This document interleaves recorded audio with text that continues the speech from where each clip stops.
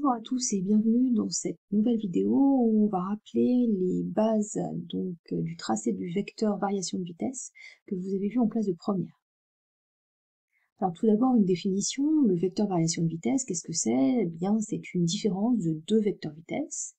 Donc si on prend ce mouvement avec le point au temps t m et le point m au temps ultérieur t plus delta t, comme d'habitude, on trace les vecteurs vitesse, le vecteur vitesse au point m de t tangent la trajectoire, le vecteur vitesse au temps t plus delta t est lui aussi tangent la trajectoire. La différence de ces deux vecteurs vitesse nous donne le vecteur variation de vitesse, donc au temps t plus delta t.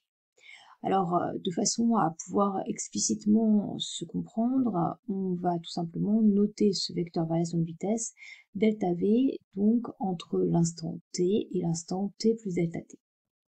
Alors, comment procéder? Eh bien, il faut faire la différence de deux vecteurs. Donc, pour construire la différence de deux vecteurs, qu'est-ce que l'on va faire? Eh bien, en fait, on va faire la somme du premier vecteur et du vecteur opposé au second vecteur.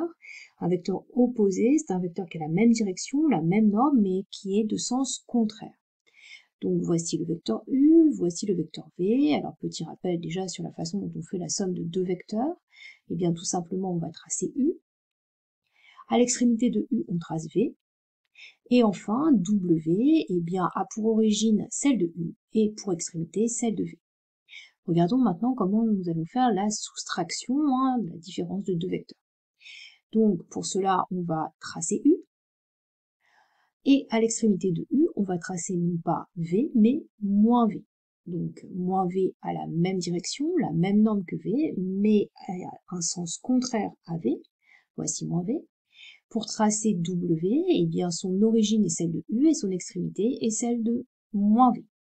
Pour tracer le vecteur variation de vitesse entre l'instant 2 et l'instant 3. Alors pour cela, nous allons nous faire la différence entre le vecteur vitesse au temps 3 moins le vecteur vitesse au temps 2, c'est-à-dire que nous allons faire la somme entre le vecteur vitesse au temps 3 et l'opposé du vecteur vitesse au temps 2. On commence par tracer le vecteur vitesse au temps 3.